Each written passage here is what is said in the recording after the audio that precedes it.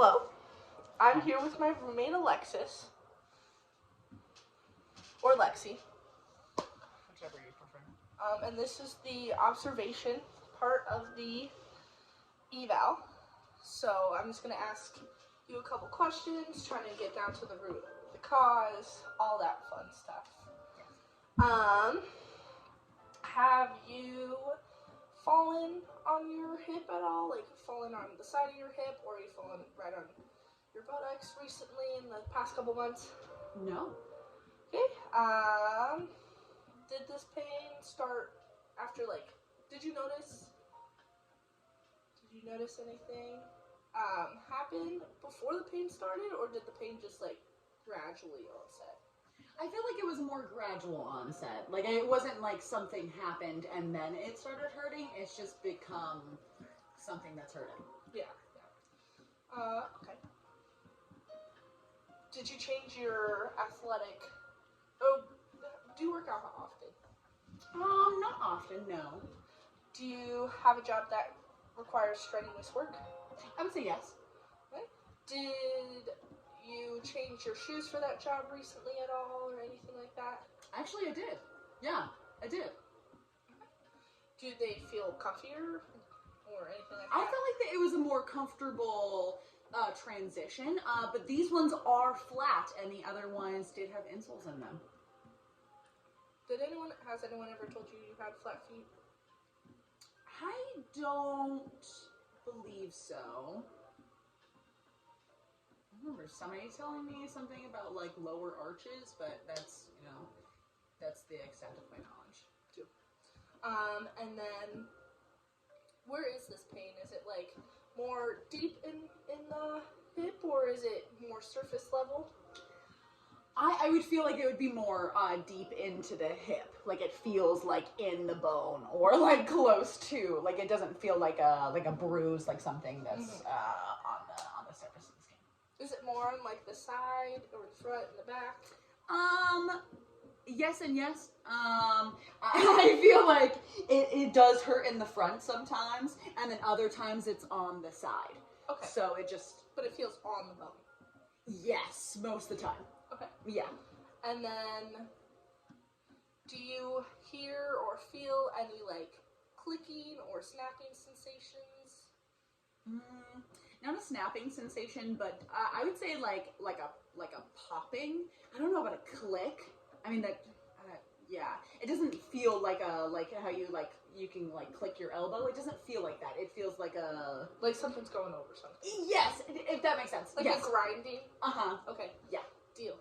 How are your menstrual cycles? Are they regular, irregular, anything like that? I would say I'm pretty irregular. Always have been. But since I got my IUD, I don't have them anymore. So, very irregular.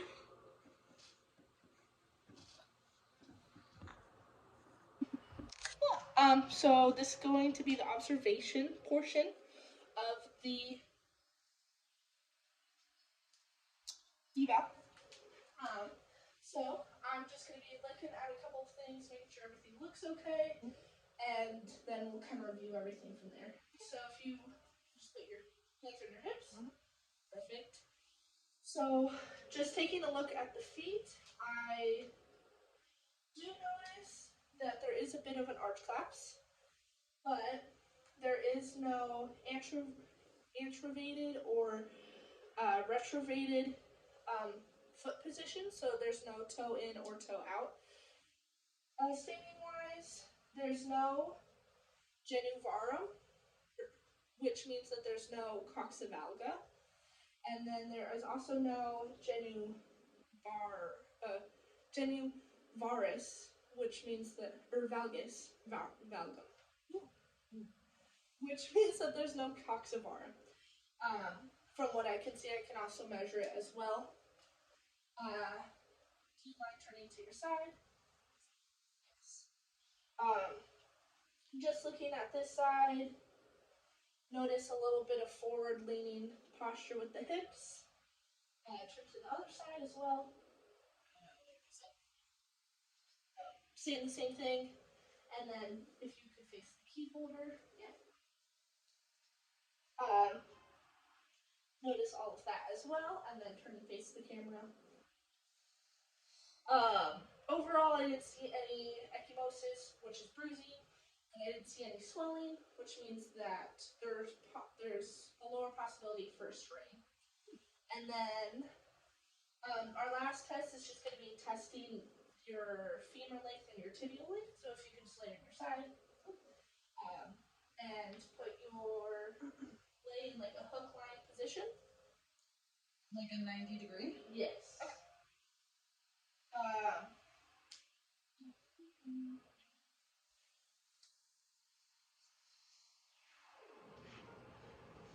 So looking laterally, I'm able to tell that the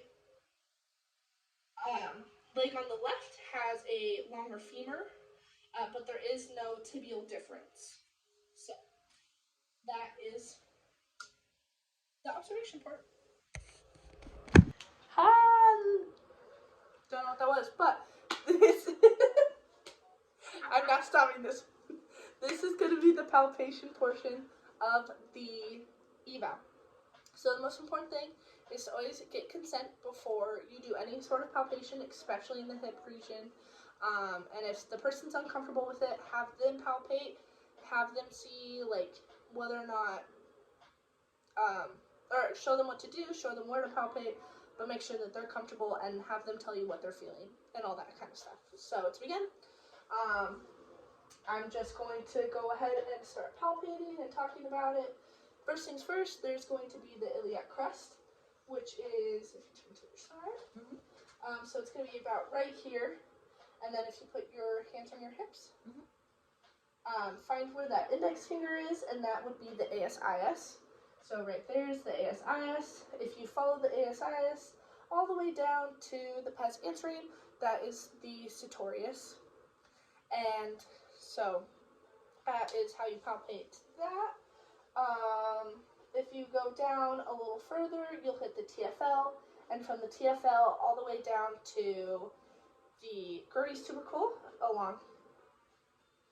The TFL is like right here, but if you follow it down, you'll follow the IT band into Gertie's tubercle, which is right there. A couple other things that go into the pes anterior that you can also palpate is going to be, if you could turn more towards the front, is the semimembranosus tendon, muscle tendon, and then the semitendinosus muscle tendon. And then on the other side is going to be the biceps femoris, and that goes to the fibular head. Then on the back, if you could just face that way for me. On the back, you'll have the PSIS, which are the gluteal dimples. So you'll have the gluteal dimples, and that's the PSIS. And then come back to the side right there. Yeah. Also, if you are on the iliac crest, if you follow it down, you'll hit the pubic bone, which make sure they're comfortable with. And then if you go about 6 to 8 inches down, you will hit the greater trochanter from there. How many are that? 8, I think. 8. Solid. And then if you go medially,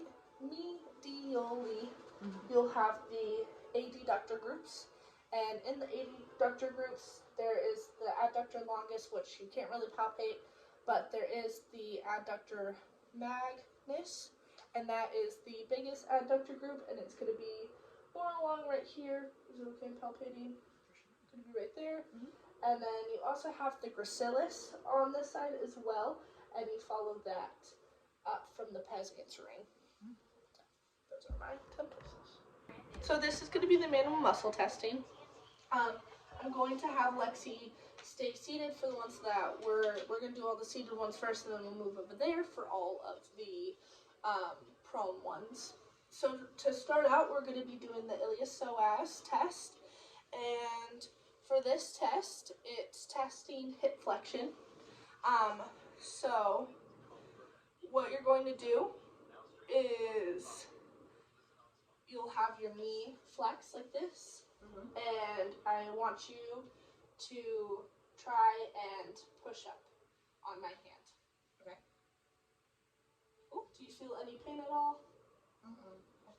For any of these, if you feel pain at all, just let me know, and then that will help with the grading and whether or not you have full range of motion. So yeah, let's do that again. Try and go as far up as you can. And keep going.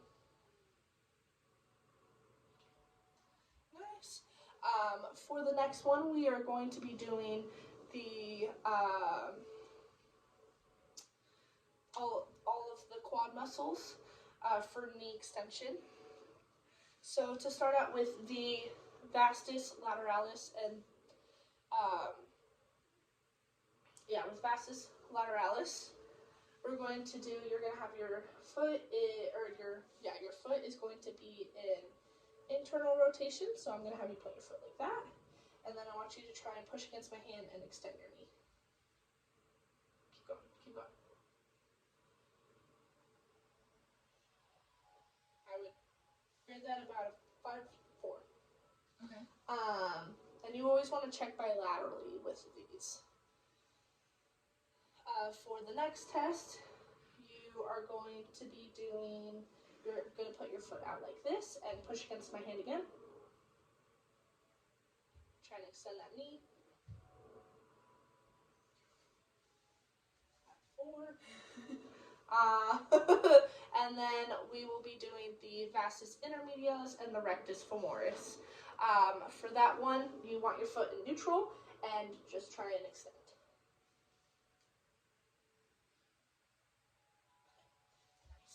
Nice. So that is all of the seated ones, and now we're going to do all the ones laying down. So just go and lay on your back. Put your head on the other side, actually. On this one. Yeah, and I'll pull you a little closer. Like here? Yes, just like that. Okay. That is Devin. He's making a special appearance with this. So what are the next ones? We're going to be doing all the glute muscles next. So for the glute muscles, for the glute maximus, you're going to be doing, you want your knees flexed just like this, and then you try to extend, you're going to try and push your knee down, or like your hip down, but I'm going to be pushing up. Gotcha. Okay. Yeah, so push down. Okay. Yep, try and keep your knee flexed as you're doing this. Oh, knee flex. Yeah. Gotcha. Okay, do it again, both your knee flexed. Okay, nice. And then for glute max, or glute medius and glute minimus, lay on your side. Face Curtis, who's this little guy. For this one, you want your leg straight and try and bring your leg forward a little bit, and then push against my hand. Go, push hard. Nice. And then you want to be in a more neutral tone thing. Neutral, and then do it again. Nice. And then you'll lay on your back again. And that last one was doing the glute min. So for this one, we're going to be doing all of the hamstring muscles. And so for this one, you're going to be doing, you're going to lay on your back, make sure your knees are at 90 degrees. It's not 90, that's a little more. Perfect, that's about 90 degrees, which you want. And then you are going to put them in internal rotation and push against my hand. And this is biceps femoris. And then external rotation, push against my hand. And that is I flipped those. The biceps femoris was the internal rotation, or the external rotation, and then the internal rotation was the semi-tendinosis and semi-membranosus. And those are all of the tests. Okay, so we're now onto the special tests. From this, I kind of make my diagnosis and all of that stuff. So to start the test off, we're going to do the Trendelenburg test. So if you would like to place your hands on your hips, and then you're just going to lift one leg up. And I'm going to be looking at the hip line. Can you do the other side? Okay, you're good. So positive of this test would be the hips turning, or like the non-weight bearing side would tilt downwards, and there'd be a lot of leaning, but I don't see that, which means that Lexi does not have a weak glute medius, but typically if you saw that leaning or the non-weight bearing side like lower, you would see a weak glute med. For the next test, we're doing the Thomas test, so I have to move the cat. There's a lot of cats in this household. And I'm going to have you sit on the counter and come to the very edge and grab your knee and just fall backwards.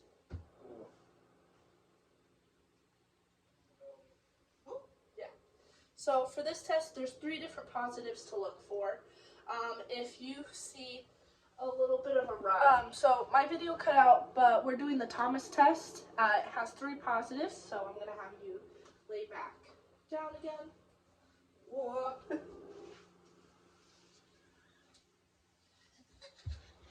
There was a cat in the way.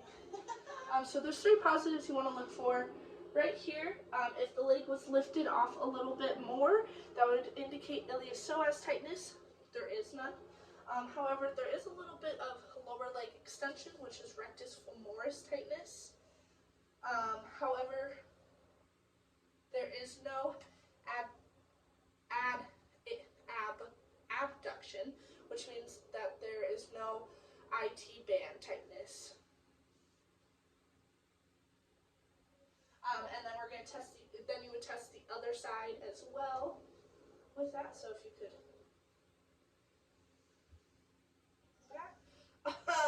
There is a solid difference here. As you can see, there is iliopsoas tightness.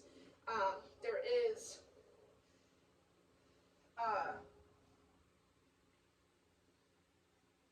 rectus femoris tightness, and it's abducting a little bit, so there is a little bit of IT band tightness. For the next test, it's going to be Eli's test. So for this one, I'm going to have you flip onto your stomach. Yes. And then for this one, scoot down a little bit more. Scoot down this way? Yeah, right there. Perfect. So then I'm going to have you bend your knees. Yeah. And if you pull, you can see that there's a little bit of a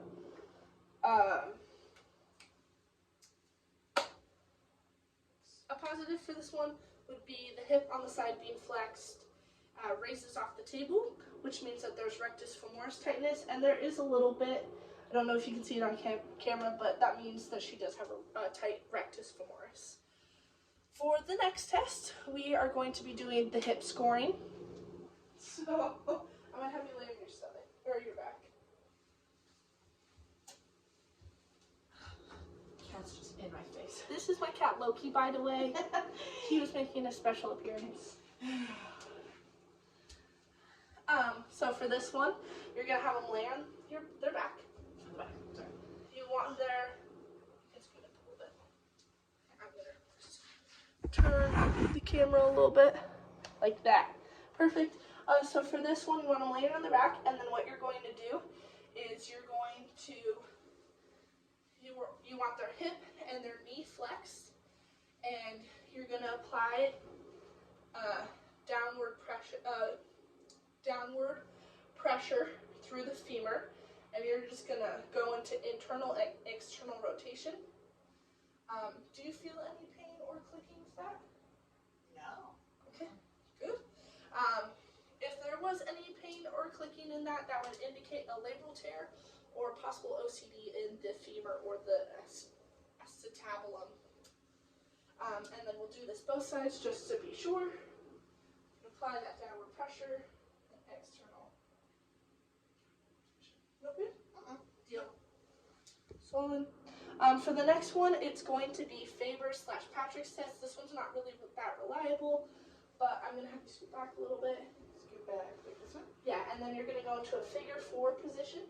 Okay. So I'm going to take your foot, or you're going to do that. Okay. I'm going to put one hand over here and one hand there and apply pressure. Is there pain? Uh-huh. So there is pain. Can I have the other side? Yeah, for sure. Which indicates that there is most likely a hip pathology. If there is pain in the hip joint, which she did have pain in the hip joint, so she probably has a hip pathology. For the next test, we're doing the piriformis test. Lie on your side. Doesn't matter which one. No. And so what you're going to do is you're going to bring your leg up. Yeah. Leg up. And make sure the hip is flexed at 90 degrees. And then I'm going to apply a adduction force. Will they apply an upwards force and then go push against my hand? Do you have any pain with that? No. Any tightness? Is it tightness? Does it just feel like super tight? Mm-hmm. Yeah. So that indicates piriformis, tightness, or syndrome. If there was any burning or tingling, that would also indicate that the sciatic nerve runs through the piriformis instead of under it, which can happen in about 15% of the population. And you want to do that one bilaterally, so if you could just face that way. Yes. Thank you. And then same thing. Push against. Anything? Definitely the tightness again. Tightness? Deal. And then for our last test, we're doing the anterior impingement test. So for this one, you're going to lay on your back. And then I'm going to flex your hip. Okay. Internally rotate your hip. And then abduct your hip. Yes, abduct your hip. And apply a little bit of pressure, but not really. Any pain with that? Pain? Deal. So if there was any pain or any symptoms with that, that would indicate FAI or a labral tear. So, and you want to do that one bilaterally as well. But that's it. That is our test. I will definitely send this one to the doctor because she did test positive for a test. So that is my next steps. But have a great night. Happy Thanksgiving. Thanks for coming.